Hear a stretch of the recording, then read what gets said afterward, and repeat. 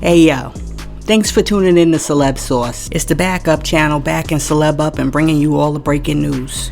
Okay, so the other day Ja Rule performed at the BMI R&B Hip Hop Awards, and he did a rendition of his 2020 single, One of Us. Now, in order to add a little oomph and a little flavor to the performance, Ja decided to deliver his lyrics while tied to a cross. Well, 50 Curtis Jackson Cent was clearly not amused by Ja's overly dramatic display, because shortly after seeing the performance, 50 jumped on social media and mocked his rival for his religiously inspired set.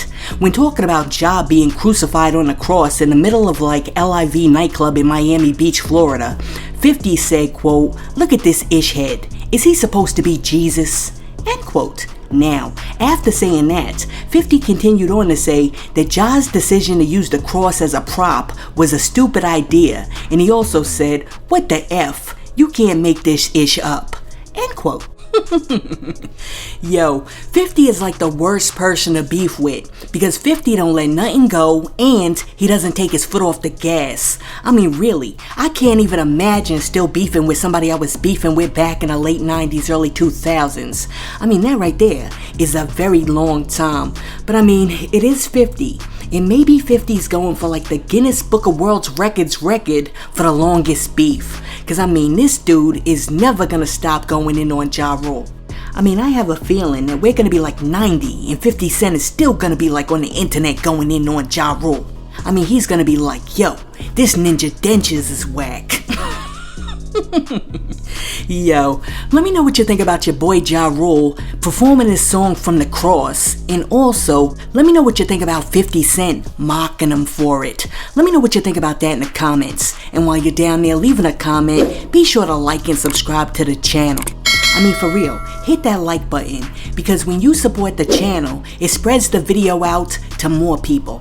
But while we're talking about like the BMI R&B Hip Hop Awards, during the same show that Ja was performing at, reporters caught up with Juvenile on the red carpet and asked him what he thought about Lil Wayne proclaiming that Jay-Z is the best rapper on earth.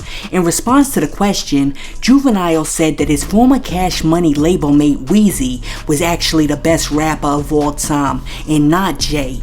Check out what Juvenile had to say. Oh, he know it. We argued over the years. He say Jay-Z the GOAT, I say he the GOAT.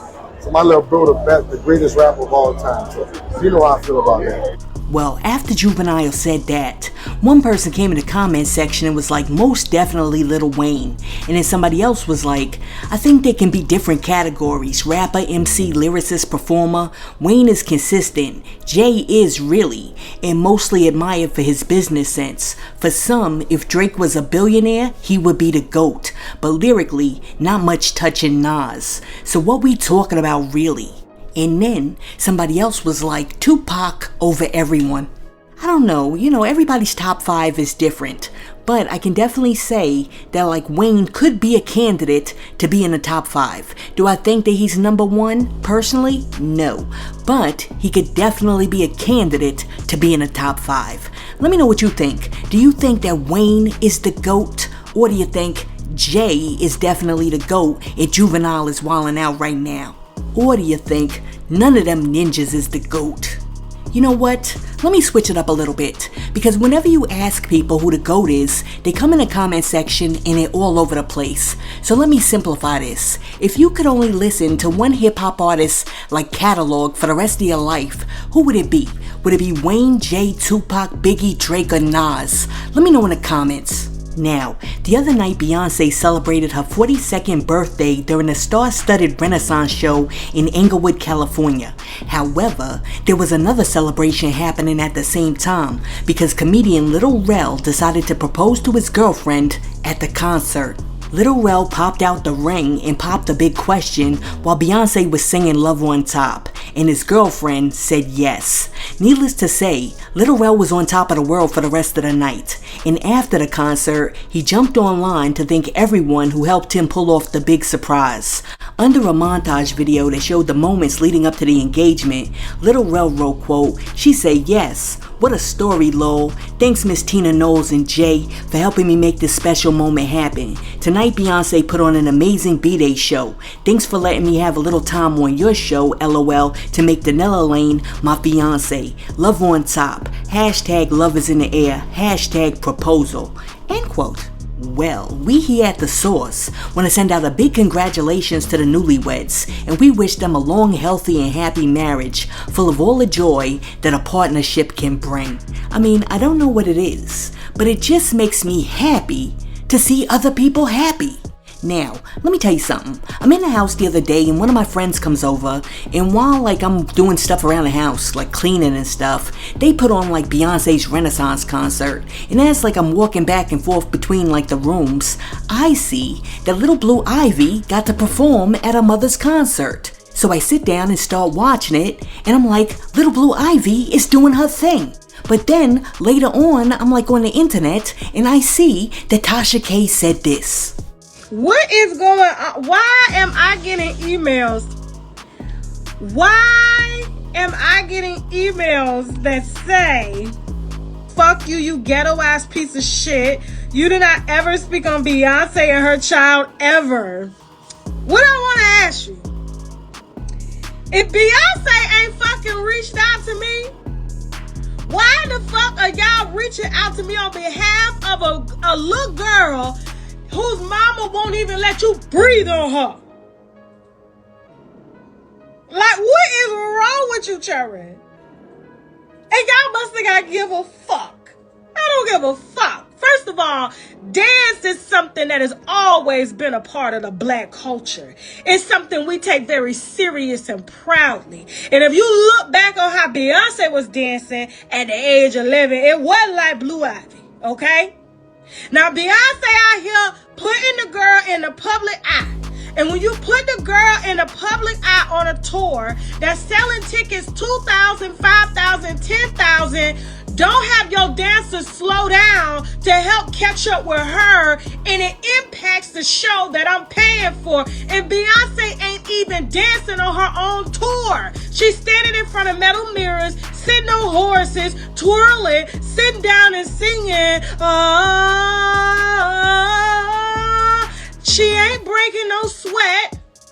And this is the highest grossing tour that she's ever done. I don't care if it's a child or nothing. Didn't nobody say nothing about that little girl being ugly. All I said was that she's still the same thing a cheerleading coach would tell her. The same thing a dance coach would tell her. If you watch Coach D from Dancing Dolls, she was telling all them motherfucking kids in there, you need to loosen the fuck up. Them kids weren't overly sexual, okay? Coach D didn't have them bending over. She didn't have them doing nothing sexually provocative. She had them dancing the same way Beyonce was dancing at the age of 11. But y'all so motherfucking sensitive, can't nobody say nothing like they the Carters, like they the fucking royal fucking family. Fuck out of here. They take shits just like I take a fucking shit. And if you put your daughter on stage and she interrupted my entertainment, I'ma motherfucking say something, because at the end of the day, I'm a patron of this here motherfucking show. Where's Ashley? Ashley should have been working with her before she got on stage. Where the hell Ashley at? Yeah, she a child, but at the same time, for those of y'all that was in cheerleading camp and dance camp, hula hoop camp, color guard, you got cussed out by your instructors too. And she bringing her into a world where people are not going to be as nice. And if you gonna put her on something, like I said, that I'm paying for, she need to break it down. Ain't nobody telling her to bend over and shake her ass. I'm just asking her, oil her up. Put some baby oil on her. Shit. Keep going. Keep emailing me. I don't give a damn. And if it's your child, I'm gonna say something too. Get her ass off stage till she ready. Ain't nobody say, get her ass off stage. Let her go dance in the mirror. Okay?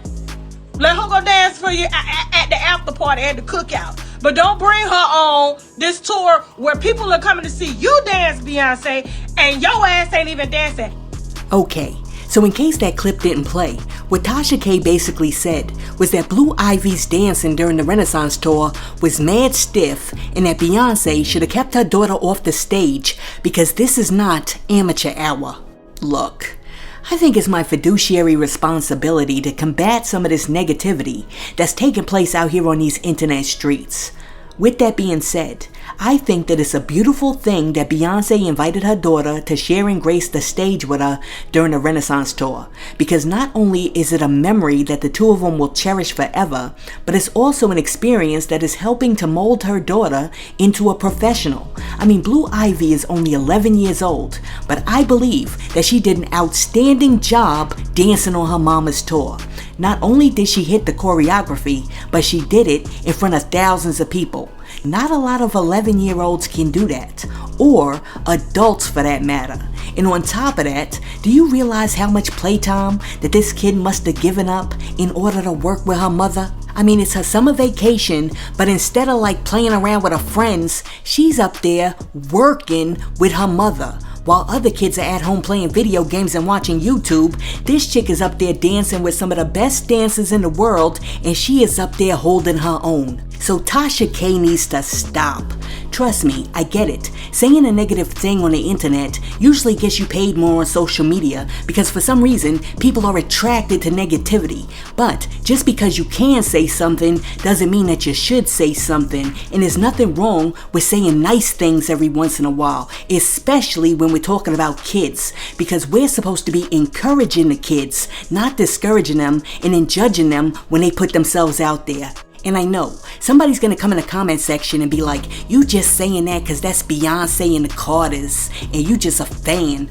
No, I'm saying this because I'm a grown behind woman, and that's an 11-year-old child that we're talking about that got up on that stage and tried her best. Listen, let me know what you think about Tasha K saying that Beyonce should have kept Blue Ivy off that stage because she was mad stiff and this is not amateur night at the Apollo. Let me know what you think about that in the comments. And hey yo, thanks for tuning in to Celeb Source, your source for celebrity news. Be sure to like and subscribe to the channel.